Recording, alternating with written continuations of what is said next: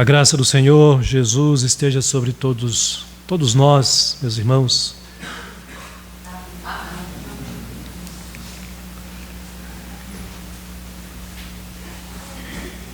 Cantamos um louvor digno do Senhor, né? Se você não louvou, você não participou, você perdeu, né? Nós estamos aqui para adorar e servir ao Senhor. E quando cantamos, quando a igreja canta, todos devem cantar. Quando a igreja ora, todos devem orar. Quando a igreja lê a palavra, todos devem ler juntos com o liturgo, porque afinal de contas estamos aqui como um corpo para adorar ao Senhor, corpo do Senhor, do qual o cabeça é o nosso Senhor Jesus Cristo. Amém? Amém. Abra sua Bíblia, a palavra de Deus, lá em 1 Samuel, capítulo 1, a partir do versículo 19. Do versículo 19 eu irei ler até o versículo 28. 19 ao 28.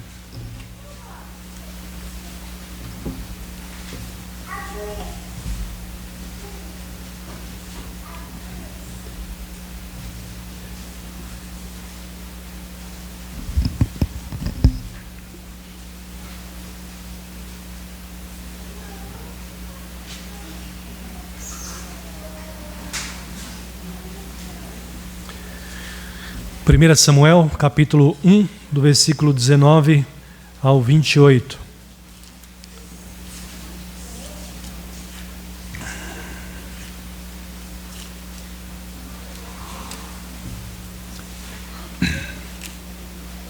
Samuel está logo depois de Ruth, depois de Juízes.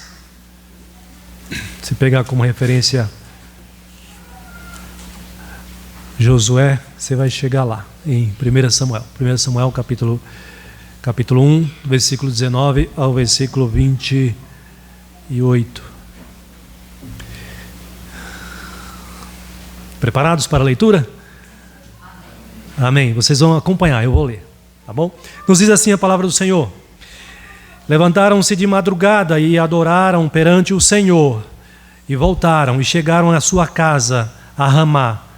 Eucana coabitou com Ana, sua mulher, e lembrando-se dela o Senhor, ela concebeu, e passado o tempo devido tempo, teve um filho, a que chamou Samuel, pois dizia: do Senhor o pedi. Subiu Eucana, seu marido, com toda a sua casa a oferecer ao Senhor sacrifício anual e a cumprir o seu voto. Ana, porém, não subiu, e disse a seu marido: quando o menino for desmamado, levá-lo-ei para ser apresentado perante o Senhor e para lá ficar para sempre. Respondeu-lhe Eucana, o marido: faze o que melhor te agrade. Fica até que o desmames. Tão somente confirme o Senhor a sua palavra. Assim ficou a mulher e criou o filho ao peito até que o desmamou.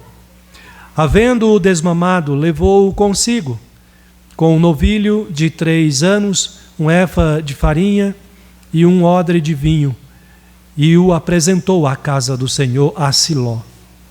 Era o menino ainda muito criança. Imolaram um novilho e trouxeram o menino a Eli, o sacerdote. E disse ela: ah, meu senhor, tão certo como vives, eu sou aquela mulher que aqui estive contigo, orando ao Senhor. Por este menino orava eu, e o Senhor me concedeu a petição que eu lhe fizera. Pelo que também o trago como devolvido ao Senhor por todos os dias que viver, pois do Senhor o pedi. E eles adoraram ali ao Senhor. Amém. Texto lindo, muito bonito, e que tem algumas lições preciosas também para nós aqui nesta noite. Mas eu quero lembrar aos irmãos, antes de adentrar ao tema do sermão propriamente, alguns aspectos da história dessa mulher, de Ana.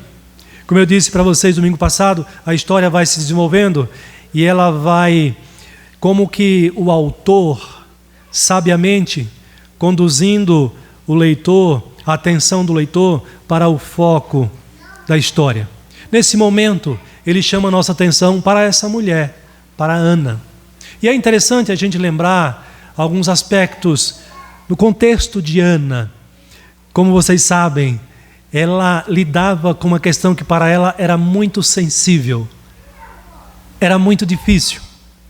Ela era estéril.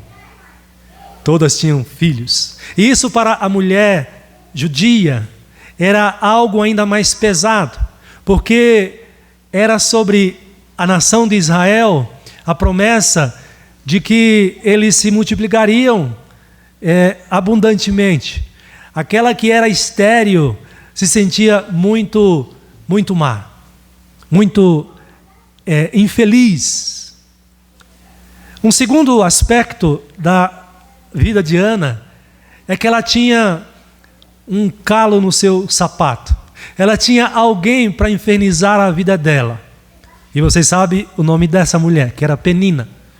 E Penina foi muito má com Ana, com as suas provocações maldosas. E ela sabia como atacar no ponto certo para ferir a alma de Ana.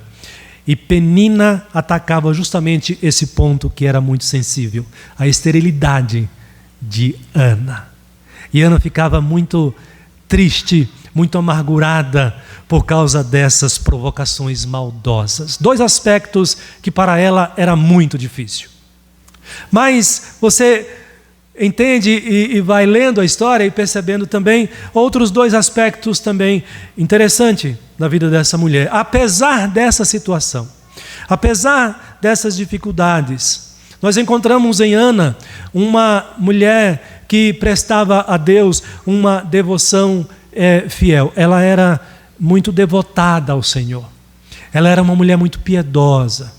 E mesmo sob intensa perseguição, provocações tão maldosas e lidando com esse fato de ser estéril, Ana foi uma mulher piedosa. Ela devotava a sua vida ao Senhor. Era uma mulher consagrada a Deus. E um outro aspecto, obviamente, tem a ver com este, é a sua fé, uma fé genuína. Ana demonstra ser uma mulher, ser alguém, uma pessoa que tem uma fé verdadeira, uma fé genuína diante do Senhor. Então observe que apesar desses problemas, dessas dificuldades, isso não foi suficiente para fazer com que ela se afastasse de Deus ou deixasse de confiar em Deus. Muito ao contrário, a reação de Ana diante das provocações e diante do seu problema maior foi que isso motivou ela a se dedicar, a buscar ainda mais o Senhor. E aqui já fica uma dica, né? Qual é o tamanho do seu problema? Não permita que o seu problema afaste você de Deus. Use o seu problema para se aproximar mais ainda do Senhor, porque é assim que o verdadeiro crente reage diante do Senhor, diante de Deus. E aí, o mais interessante nessa sequência de informações que eu estou trazendo para vocês é a gente observar como foi a resposta do Senhor, o tratamento de Deus para com uma pessoa devota, piedosa e de uma fé genuína diante de tantos problemas. Deus, Ele abençoou a vida dessa mulher. Deus tinha um plano para a vida de Ana. E Deus usa então essa dificuldade, esse problema, o fato dela ser estéril, para fazer com que Ana seja parte no cumprimento do plano de Deus para o seu povo. Olha que coisa linda, excelente, extraordinário. E então Deus abençoa Ana com um filho. Deus concede o milagre de que ela seja fértil. E o texto nos diz que Ana então, ela gera.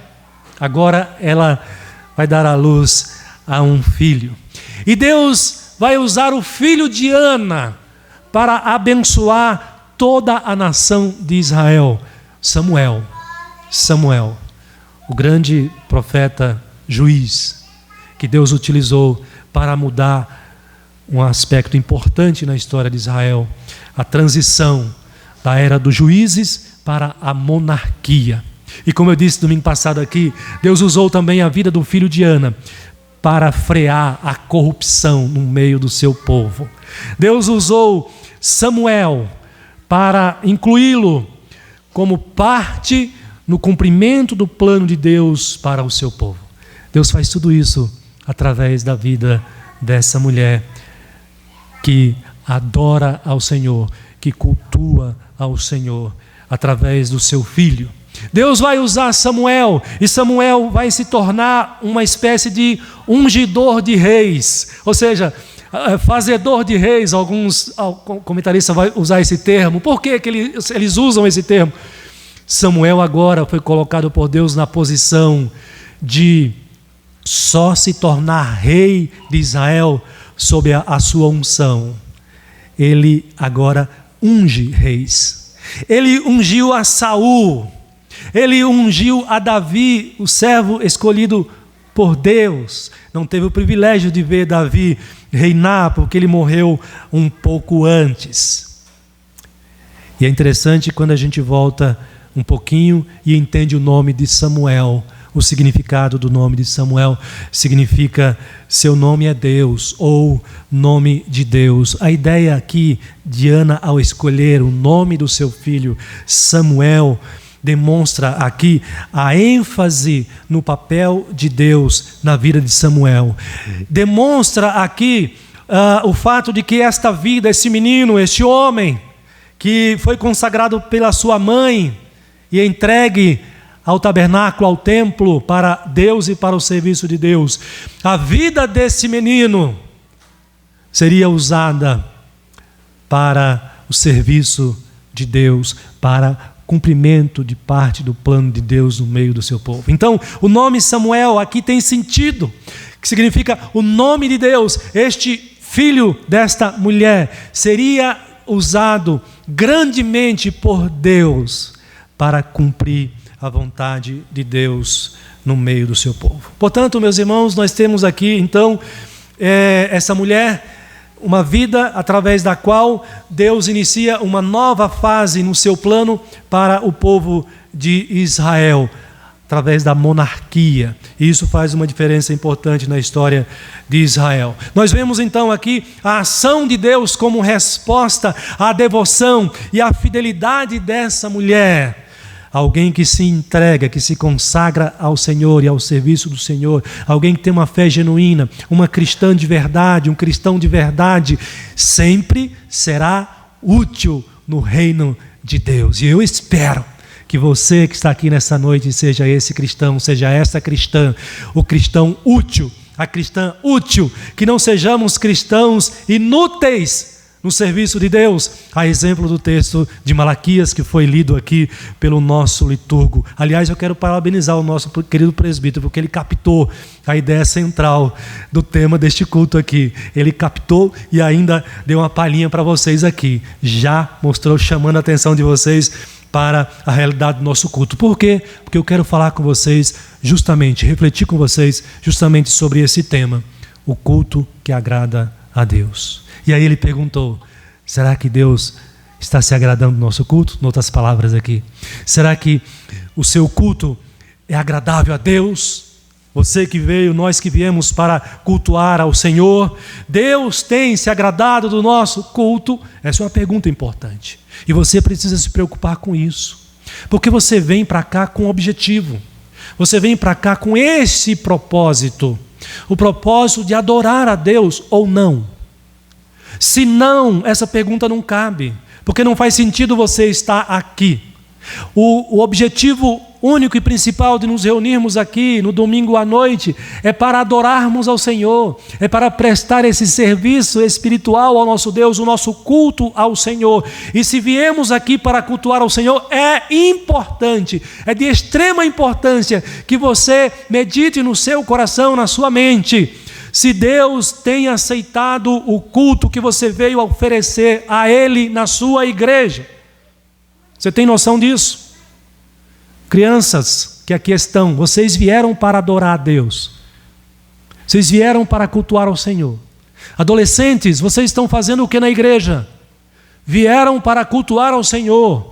Tenha isso em mente, vocês não estão aqui perdendo tempo. Saímos das nossas casas com esse propósito. E aí a pergunta para todos nós: Deus aceita o nosso culto, a nossa adoração? Eu quero ajudar você. Eu quero trazer algumas características do culto que é agradável a Deus, refletindo aqui nesse texto com os irmãos. Em primeiro lugar, meus queridos irmãos, o culto que agrada a Deus é o culto que tem a característica da prioridade. A palavra prioridade aqui é importante. O culto que agrada a Deus é aquele culto que tem a Deus como prioridade. Ele é o alvo, ele é o foco, ele é o propósito. A prioridade toda deve ser dada para o Senhor. Ou seja, é o culto, preste atenção aqui, o culto que agrada a Deus é o culto daquele que reconhece que Deus tem prioridade em sua vida.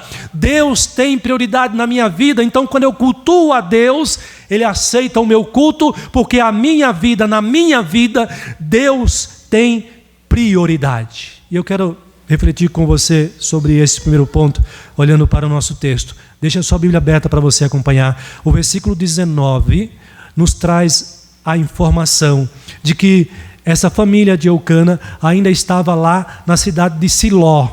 Era onde estava o tabernáculo e todos os judeus se dirigiam para fazer o seu culto, a sua adoração, os seus sacrifícios ao Senhor. E eles precisam voltar para casa. Lembra que Eucana está com as suas duas mulheres, Ana ainda é estéril, mas Penina tem filhos e filhas, diz o texto anterior, filhos e filhas, provavelmente crianças ali, que precisam voltar para casa.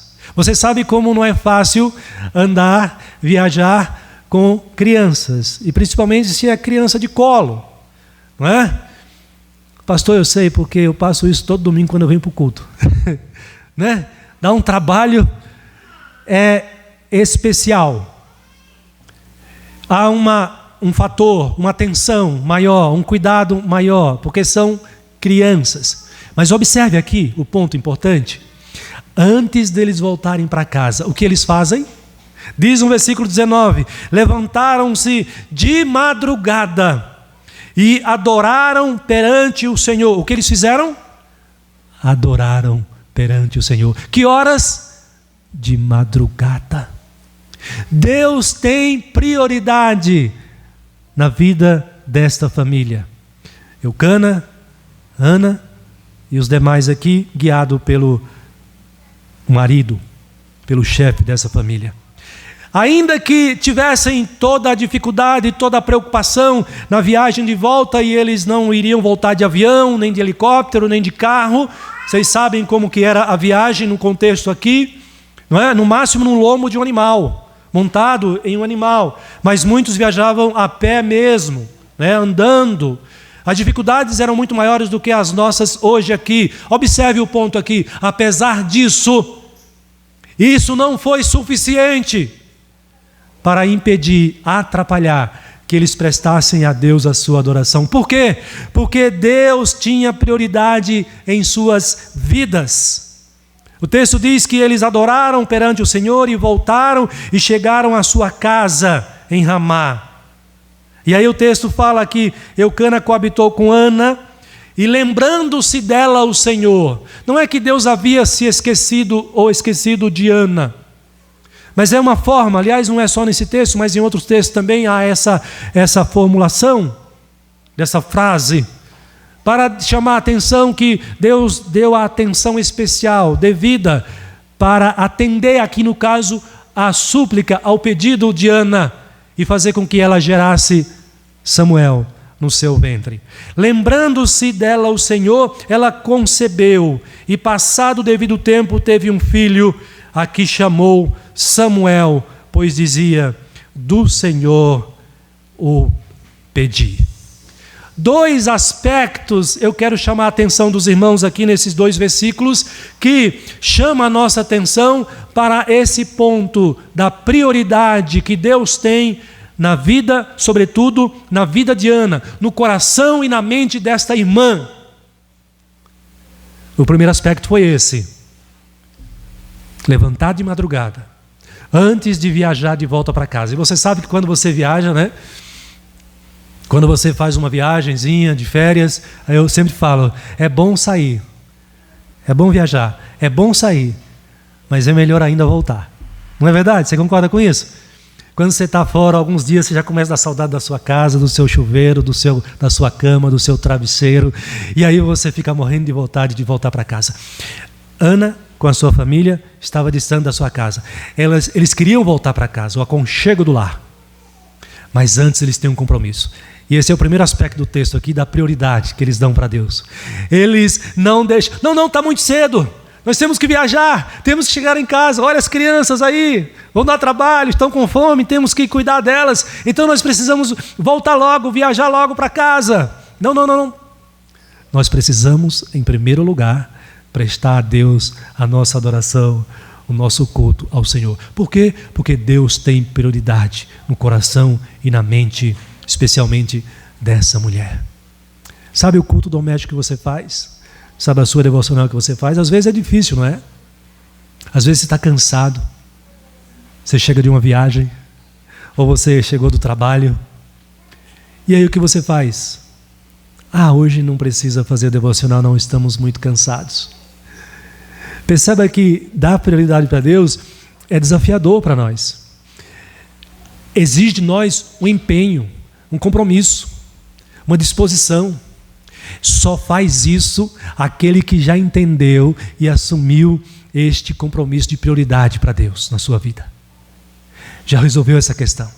Então nós vemos isso nessa primeira parte do texto, mas nós vemos isso também, a prioridade de Ana, no finalzinho do texto. Observe que o final do texto agora já é outro cenário. Eles não estão mais no tabernáculo, não estão mais na cidade de Siló. Eles já chegaram em casa, já se passaram pelo menos mais de 9 meses, porque o filho dela já nasceu.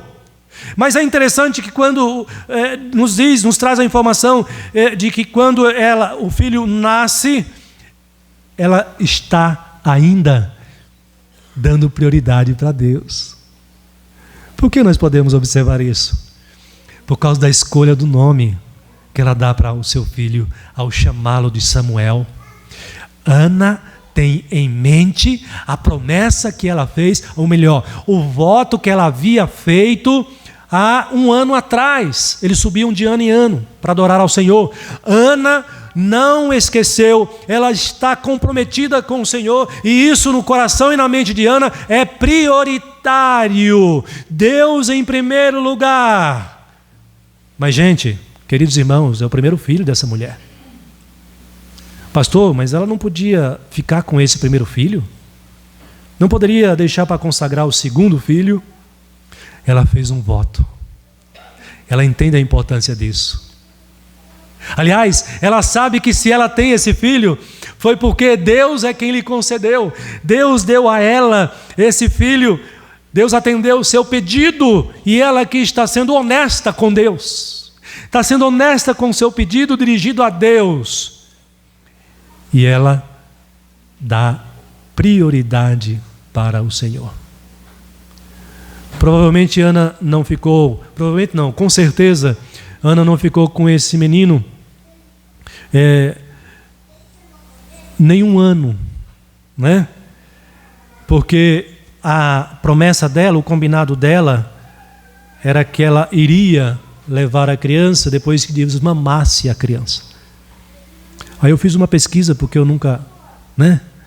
É vocês mães que amamentam, o homem não tem esse dom, né? E é interessante isso, né? Porque o amamentar cria um elo, uma ligação ainda mais forte da mãe com o filho ali. Por isso que nos primeiros meses o filho está mais vinculado à mãe do que, até biologicamente dá para entender isso, né? Do que ao pai ali, né? E de acordo com a OMS, a criança em média amamenta até os 6 meses, né? Alguns ultrapassam um pouquinho mais, né? Vai mais além. De 2 a 6 meses a média. Então, essa mãe que recebeu o dom de Deus de gerar e dar à luz, ela teve que entregar esse filho não para parentes, não para uma adoção. Ela cumpriu o voto ao Senhor, porque ela dá prioridade para Deus. Pastor, mas e o sentimento dessa mulher, dessa mãe? Às vezes a gente testemunha, né? Mães que precisam voltar a trabalhar depois dos 5 meses de licença maternidade. São 5 meses? 4 meses de licença maternidade. Já criou todo um vínculo ali. Aliás, já vinha com um vínculo mesmo antes de dar à luz, né? Mas agora mais forte ainda. Mas precisa deixar o bebê na creche. E eu vi algumas vezes, quando trabalhava em empresa, colegas que estavam ali trabalhando e de repente estavam chorando. Ué, mas por que você está chorando? É que eu estou com saudade do meu bebê. Talvez você tenha passado por isso. Ana não deu prioridade para o seu sentimento de mãe. Ana não deu prioridade para o seu prazer de desfrutar do crescimento, desenvolvimento do seu filhinho, do seu bebezinho. Ana tinha um compromisso sério com Deus. Ela dava prioridade para o Senhor. Então, irmãos, o que eu estou dizendo para vocês aqui, que o culto que agrada a Deus é o culto ou daquele que reconhece que Deus tem prioridade em sua vida. Você reconhece a prioridade de Deus na sua vida? O que eu estou mostrando para vocês, queridos, que o culto aceitável a Deus não se resume na atividade desse culto coletivo, no compromisso apenas pontual do dia de hoje. Significa que o culto que agrada a Deus é o culto daquele que tem uma vida de prioridade para Deus, não apenas na igreja, mas durante todo o seu viver. É por isso que eu estou destacando para vocês aqui que Ana fez isso no templo, no tabernáculo, junto com o povo de Deus, na coletividade, e você vê o exemplo de prioridade para Deus na vida de Ana dentro do seu lar. Praticamente ela e o filho só aqui, né? Ou talvez a sua família aqui, o seu marido. E ela dá o testemunho. Não importa o meu sentimento, não importa a minha vontade. O que importa é a minha prioridade para o Senhor. É a Ele que você deve dar prioridade. É a Ele que nós devemos dar prioridade. Então, se você veio cultuar ao Senhor, basta você fazer essa autorreflexão. Se você está aqui como fruto, como resultado de alguém que já entendeu que a sua vida deve ser consagrada a Deus prioritariamente, tudo que você fizer deve resultar em adoração ao Senhor, porque Deus tem prioridade na tua vida. E aí eu quero lembrar para vocês um texto clássico a respeito disso, o texto de Mateus 6,33. Buscai, pois, em primeiro lugar o seu reino e a sua justiça. Ana poderia dizer, mas eu e o meu sentimento de mãe e o meu amor pelo meu filho? A resposta é, todas essas coisas serão acrescentadas. Mas e o aniversário da minha prima? Eu tenho que ir para a igreja? Se você dá prioridade para Deus, sim. E o aniversário? Todas essas coisas serão acrescentadas. É claro, irmãos, há compromissos que são justificáveis. E aí eu quero dar um exemplo aqui de um presbítero meu amado, que não está aqui hoje, mas recebi a mensagem dele no nosso grupo. Não vou poder ir para o culto, porque eu recebi o chamado agora e eu tenho que estar a posto no meu trabalho. E aí eu respondi para ele assim, Deus te abençoe, vai com Deus, e que você o adore onde você estiver, e fazendo o que você vai fazer, seja a sua adoração, o seu culto. Não é apenas na igreja, percebe? Ana não adorou a Deus apenas no templo ou no tabernáculo, mas também na sua casa. Então a prioridade que você deve dar a Deus não é só quando você vem para a igreja, mas é durante todo o seu viver, durante toda a sua vida. Porque esse é o chamado de Deus para mim e para você. Por isso que o salmista vai dizer assim, de todo o coração eu te invoco, ouve-me, Senhor. Ele vai dizer, antecipo-me ao alvorecer do dia e clamo. Ou seja, de madrugada eu oro a Deus, eu clamo ao Senhor, espero confiante. Os meus olhos antecipam-se às vigílias da noite. O salmista dava prioridade para o Senhor. Você quer entender se o seu culto é aceitável para Deus? Responda a essa pergunta no seu coração. Você tem dado prioridade para Deus na sua vida, no seu viver? Se você está aqui como alguém que dá prioridade para Deus em sua vida, cultuando a esse Deus, o seu culto está sendo aceito ou aceitável, é aceitável diante do Senhor. Guarde aí no seu coração, na sua mente, a primeira característica de um culto que agrada a Deus: prioridade. Pastor, mas qual que é a segunda característica? A segunda característica é a fidelidade do adorador, ou do cristão, ou do filho de Deus. Ou seja, o culto que agrada a Deus é o culto daquele que, mesmo impedido de participar da adoração coletiva, mesmo impedido de estar na igreja com seus irmãos, ele continua servindo e adorando a Deus onde ele estiver e no que ele realizar. Eu dei o exemplo do nosso amado presbítero, mas você também pode se encaixar aqui. Ou seja, ele não deixa de adorar a Deus porque ele não está na igreja. Mesmo no seu trabalho lá, ele está adorando ao Senhor. Ele deve adorar ao Senhor. Porque Deus aceita o culto coletivo, mas ele aceita também o culto individual.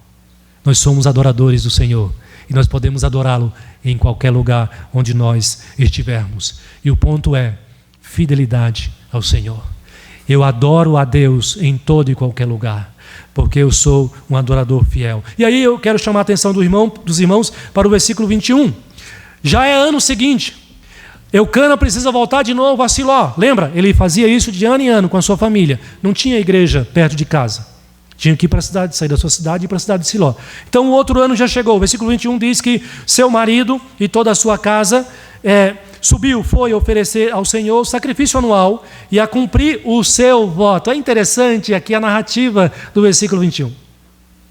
Porque a narrativa do versículo 21 está se referindo não a Ana, pelo menos diretamente, mas a Eucana, o marido.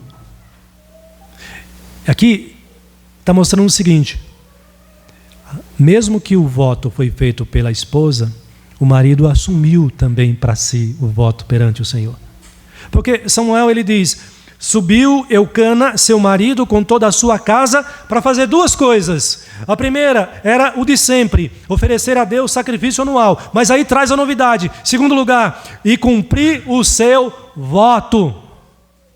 Aqui está a questão da compreensão da unidade do lar, da família, sobretudo a família cristã. Se um está comprometido com Deus, se um adora ao Senhor e todos são cristãos, todos ali adoram juntos. Se Ana fez o voto, o ideal, e que bom, né? Pelo menos o texto dá a entender nesse sentido, é bom que Eucana também tenha assumido para si. E ele, como chefe do lar, ele vai chamar Ana para subir junto também, não é? Preparar. Mas aí o versículo 22 diz que Ana, porém, não foi. Ana tomou uma decisão em seu coração. Meu marido, eu não vou. Eu vou ficar dessa vez. Lembra? Samuel já tinha nascido, bebezinho, recém-nascido, não é? E ela vai justificar o motivo pelo qual ela não vai. Verso 22. Ana, porém, não subiu e disse ao seu marido: quando for um menino desmamado, levá-lo-ei para ser apresentado perante o Senhor e para lá ficar para sempre. Guarde no seu coração aí essa fala dela. Respondeu Eucana, seu marido: faze-o que melhor te agrade. Fica até que eu desmames. Então somente confirme o Senhor a tua palavra. Há um entendimento diferente com essa fala: confirme o Senhor a sua palavra. E alguns vão entender que Eucana está dizendo para que Deus confirme a decisão de Ana no coração. Aliás, muitas vezes nós oramos assim, né? Nós tomamos uma decisão, nós colocamos diante do Senhor e nós dizemos: Senhor, abençoe esse projeto aqui. Senhor, abençoe este meu plano aqui. Se for a tua vontade, se for para a glória do teu nome, confirma, abençoe. Então, alguns vão entender que Eucana, o marido, está dizendo isso, que o Senhor abençoe então a tua decisão, abençoe então o teu plano, confirme a tua palavra. Assim ficou a mulher e criou o filho ao peito até que o desmamou. Né? Vocês já entenderam então. Ela não fica muito tempo com o bebê, com a criança. Aqui demonstra então um compromisso dessa família, um voto assumido diante de Deus. Isso implica fidelidade. Aliás, irmãos, a Bíblia leva muito a sério a questão do voto a Deus. E vai dizer que se você vota e não cumpre, é melhor que você não vote. É melhor que você não faça voto a Deus se você não vai cumprir. Porque a Bíblia, Deus leva muito a sério o voto, compromisso. Isso implica em fidelidade ao Senhor, fidelidade a Deus. E essa família, esse marido, esse lar, era fiel todo ano. O versículo 3 do capítulo 1 diz que o homem subia da sua cidade de ano em ano, de ano em ano. Percebam aqui? É como nós estamos fazendo, temos o costume de fazer todos os domingos, cada domingo, estamos na casa de Deus, adorando e servindo ao Senhor. Mas Ana diz, olha, espere, dessa vez eu não vou. Eu tomei uma decisão no meu coração, a justificativa é a amamentação. Eu preciso cuidar. Aí eu perguntei para minha digníssima esposa, escuta, de quanto em quanto tempo tem que amamentar a criança?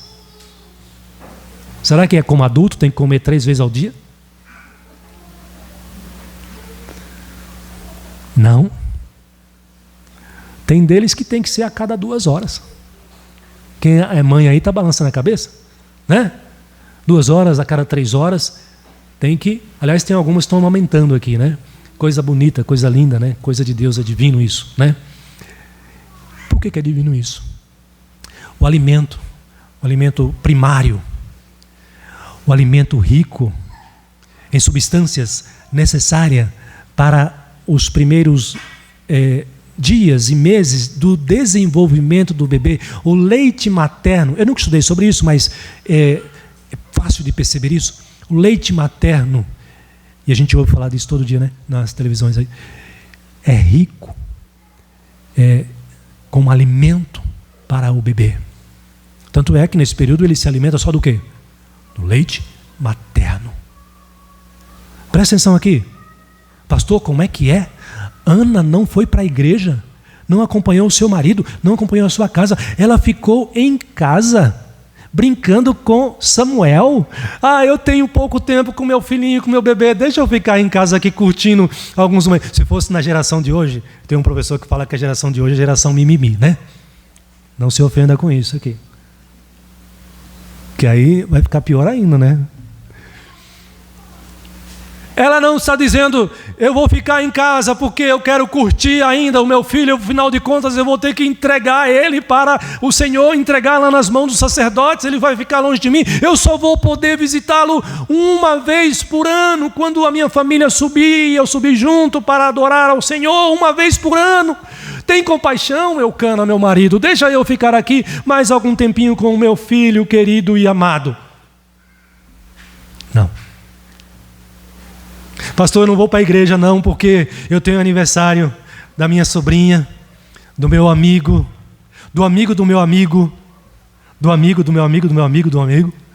Pastor, perceberam que são tantos os motivos que nós às vezes colocamos para romper com a nossa fidelidade, o nosso compromisso com o Senhor, e muitas vezes são motivos que não justificam nos ausentarmos desse momento tão precioso, onde adoramos ao Senhor e recebemos o alimento precioso por meio da palavra do Senhor.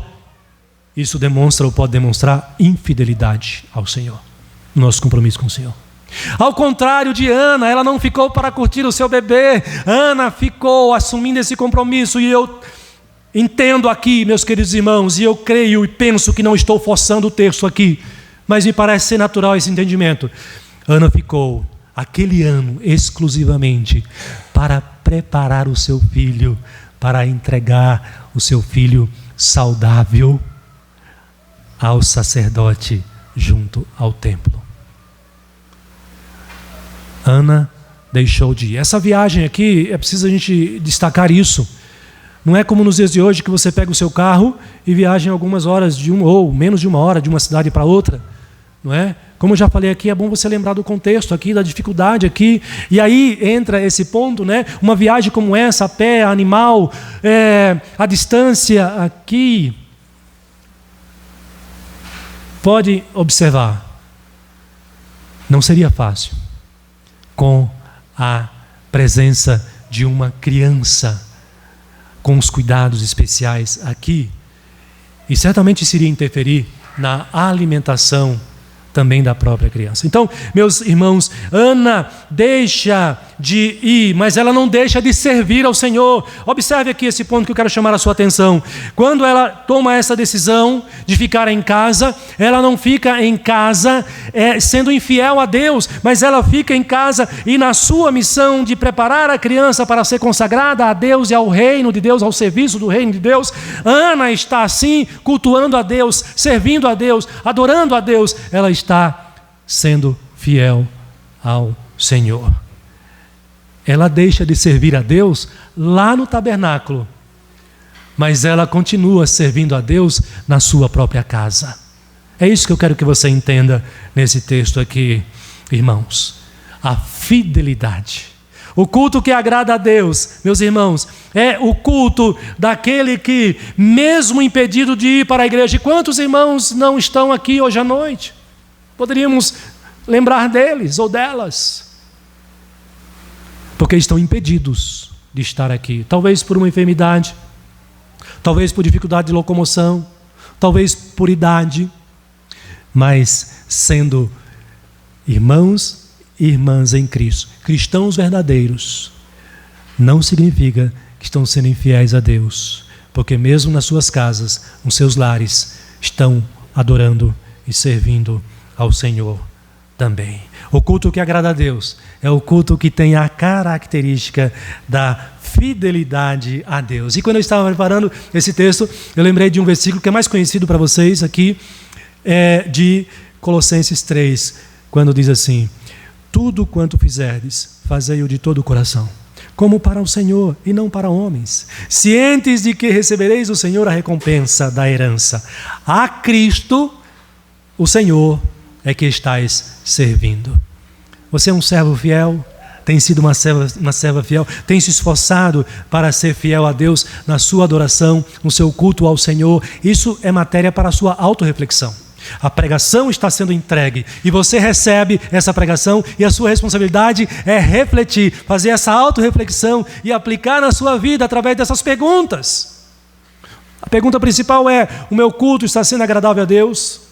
E você já entendeu o primeiro ponto da prioridade. Você tem dado prioridade para Deus, você vive dando prioridade para Deus. Segundo lugar, da fidelidade. A sua vida como um filho de Deus, um servo de Deus, tem sido fiel. Pastor, mas eu não sou perfeito. Não estou dizendo que você é, e Deus não requer isso de nós, pelo menos ainda não, porque somos imperfeitos, mas nós devemos perseguir essa perfeição. Significa que eu e você devemos fazer todo o esforço para vivermos uma fidelidade, praticarmos uma fidelidade cada vez maior ao nosso Deus. Em terceiro lugar, o culto que agrada a Deus. Tem uma outra palavrinha, eu coloquei assim, apenas uma palavra, para facilitar você guardar na sua mente. Prioridade, fidelidade e, em último lugar, consagração. Anote aí se você quiser, ou grave aí na sua mente se você tem uma boa memória. O culto que agrada a Deus é um culto que envolve uma plena consagração. O que eu quero dizer com isso?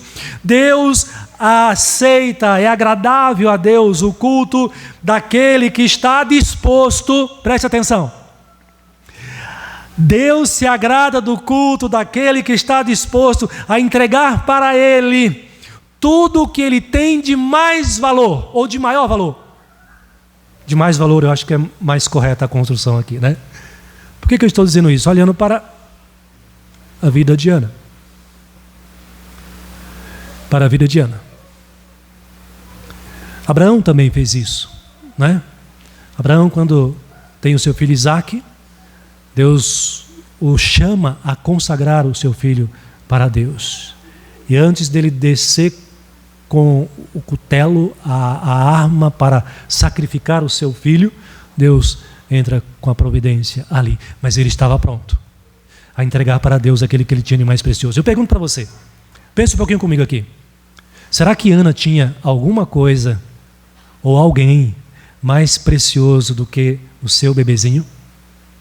Será que ela tinha? Pastor, eu acho que ela tinha. O seu marido. Por quê? O senhor não lembra o que o marido disse para ela? Não te sou melhor do que quantos filhos? 10 filhos. Não. O bem mais precioso para essa mulher aqui, e você que é mãe sabe disso, especialmente, é o seu filho. O bem mais precioso de Ana era Samuel. Agora veja o que diz o versículo 24. Havendo-o desmamado, levou-o consigo com um novilho de 3 anos, um efa de farinha, medidas aqui, tá? E um odre de vinho, e o apresentou à casa do Senhor. Ela fez o que, pastor? Ela levou o seu bebezinho, recém-nascido, e entregou aos cuidados do sacerdote Eli. Apresentou à casa de Deus. E o texto faz questão de enfatizar, para ficar mais dramática ainda aqui a história, ele diz, era um menino ainda muito criança, muito bebê. Claro, era um recém-nascido aqui. E aí eles fizeram o sacrifício para fazer essa consagração do seu bebezinho ao Senhor. É o que vai dizer o versículo 25, imolaram um novilho, trouxeram um menino ali, e disse ela, aí ela se revela novamente para Eli, meu Senhor, tão certo como vives, eu sou aquela mulher que aqui estive contigo orando ao Senhor. Lembra que Ana esteve lá antes, né? E Eli olhou para ela, para de beber. O sacerdote, interpretou mal, julgou mal a causa de Ana. Não, meu Senhor, eu não estou bêbada, eu não bebo. Eu estou com meu coração amargurado, eu estou orando ao Senhor. E aí ela está lembrando daquela situação de assim, meu Senhor, tão certo como vives, eu sou aquela mulher que aqui esteve contigo, orando ao Senhor. Olha que testemunho bonito aqui de Ana. E ela diz, meu Senhor, por este menino, versículo 27, por este menino orava eu. Ou seja, meu Senhor, o meu pedido era esse daqui. Olha, concretizado o meu pedido. Eu pedi ao Senhor e Ele me deu. Eu era estéril e o Senhor me tornou fértil. Eu pedi ao Senhor essa criança e Ele me deu. E aí ele diz, o Senhor me concedeu, ela diz, a petição que eu fizera. Pelo que, verso 28, pelo que também o trago como devolvido ao Senhor. Sabe qual é a compreensão de Ana aqui? Que deve ser a nossa também? O que você tem de precioso? Pastor, tenho o meu lar, tenho a minha família, tenho o meu filhinho que eu amo muito, tenho os meus filhos que eu amo muito. Pergunto para você, tudo que você tem, não foi Deus que te deu? Ana tem essa compreensão. Ela sabe que ela tem um bebê. E aqui é interessante, gente, a piedade de Ana. Normalmente a tendência nossa, quando alcançamos o que buscamos, o que almejamos, o que desejamos, e ali nós temos a posse daquilo, a nossa tendência é nos encher de vaidade e de orgulho. É meu, eu consegui, eu lutei, e aí a gente deixa Deus de fora. A compreensão de Ana é a mais correta possível. Ana diz, olha, eu tenho esse bebê aqui, ele é meu, mas foi o Senhor que me deu. E agora eu devolvo ele para o Senhor. O verso 28, o trago como devolvido ao Senhor por todos os dias em que ele viver. Ela vai entregar esse bebê por quanto tempo? Durante toda a sua vida. Não vai estar mais sob os cuidados, o carinho, a proteção, a educação de Ana, da mãe, nem do pai. Estará apartado. Aqui é o momento da ruptura. É o momento da entrega, é o momento da separação. A mãe entrega o filho. Isso aqui é interessante, gente. O que Deus fez com Jesus Cristo, o nosso Senhor, nosso Salvador. Olha a aplicação. O Pai entregou o Filho para morrer em nosso lugar. É a entrega. Ana aqui está devolvendo ao Senhor, ou seja, consagrando ao Senhor aquilo que ela tem de mais valioso, que é o seu bebê, que é o seu filho. Mas ela não faz isso com tristeza? Pastor, como é que é? Ela não faz isso com pesar, ela faz isso com alegria. Olha o que diz o capítulo 2. Então Ana orou e disse: o meu coração se regozija no Senhor, e a minha força está exaltada no Senhor. A minha boca se ri dos meus inimigos, porquanto me alegro na tua salvação. Não há santo como o Senhor, porque não há outro além de ti, e rocha não há nenhuma como o nosso Deus. Ana estava consciente do que ela estava fazendo. Ela estava consagrando a Deus o que ela tinha de mais precioso. Sabe por quê também? Porque ela conhecia Deus, conhecia o seu Deus. E ela sabia que esse Deus que ela crê, que é o seu Deus, é o meu Deus, é aquele que tira a vida e a dá. Ela diz isso na sua oração. É aquele que faz descer a sepultura e faz subir. É aquele que empobrece e enriquece. É aquele que abaixa e exalta. É aquele que levanta o pobre do pó e desde o monturo exalta o necessitado. Ela tem a visão correta, o conhecimento correto de quem é o seu Deus. Por isso ela está segura e por isso ela consagra a Deus aquilo que ela tem de mais valioso para si, para a sua vida. O que você tem de mais valioso? Talvez se você respondesse essa pergunta objetivamente, você diria: pastor, o que eu tenho de mais valioso é a minha vida. Aliás, a lei, o direito, trata a vida como o bem maior. A nossa vida. E a lei, o direito, protege a vida, o bem maior. Talvez você pense: pastor, o que eu tenho de mais precioso é a minha vida. O que Deus quer de mim e de você? O que nós devemos consagrar ao Senhor? A nossa vida. Tudo que nós temos. A nossa mente e o nosso coração. Quando você vem para cultuar ao Senhor, ou quando na sua casa você está adorando e servindo ao Senhor, se você é um crente, é uma crente que não está apegado, que o seu coração não está pegando as coisas deste mundo aqui, mas ele está entregue totalmente a Deus, e a sua vida é consagrada ao Senhor, Deus aceita a tua adoração. Deus aceita o teu culto, é agradável ao Senhor, porque Ele não aceita o culto. Preste atenção, Deus não aceita a adoração daqueles que o adoram da boca para fora apenas. Nós lemos aqui na nossa liturgia o texto, e ainda tem um outro texto de Amós, que diz assim: estes que adoram da boca para fora, estes que não têm compromisso com Deus. Deus diz: aborreço, desprezo as vossas festas, com as vossas assembleias solenes, não tenho nenhum prazer, não me agradarei deles. Afasta de mim o estrépito dos teus cânticos, quando nós cantamos, porque não ouvirei as melodias das tuas liras. Assim, ao invés de bênção, Deus diz para os que adoram da boca para fora e não tem nenhum compromisso com o Senhor, Deus diz: antes corra o juízo como águas e a justiça como ribeiros. Ao invés de bênção, castigo da parte do Senhor. O culto que agrada a Deus, meus irmãos, então, em último lugar, é o culto daquele que está disposto a entregar para o Senhor tudo o que ele tem de mais valioso. Ou seja, você mesmo, a sua própria vida, o seu coração e a sua mente para o Senhor. Certamente foi por isso que Jesus disse àquela mulher samaritana que os verdadeiros adoradores adoram em espírito e em verdade. Que o meu compromisso com Deus, que o seu compromisso com Deus, que o nosso culto, que a nossa adoração não seja da boca para fora, mas seja a adoração de alguém que consagrou, que entregou toda a sua vida para o Senhor. É por isso que Paulo vai dizer que é bom viver, mas o morrer é lucro. O nosso versículo do tema para esse ano também caminha nessa direção.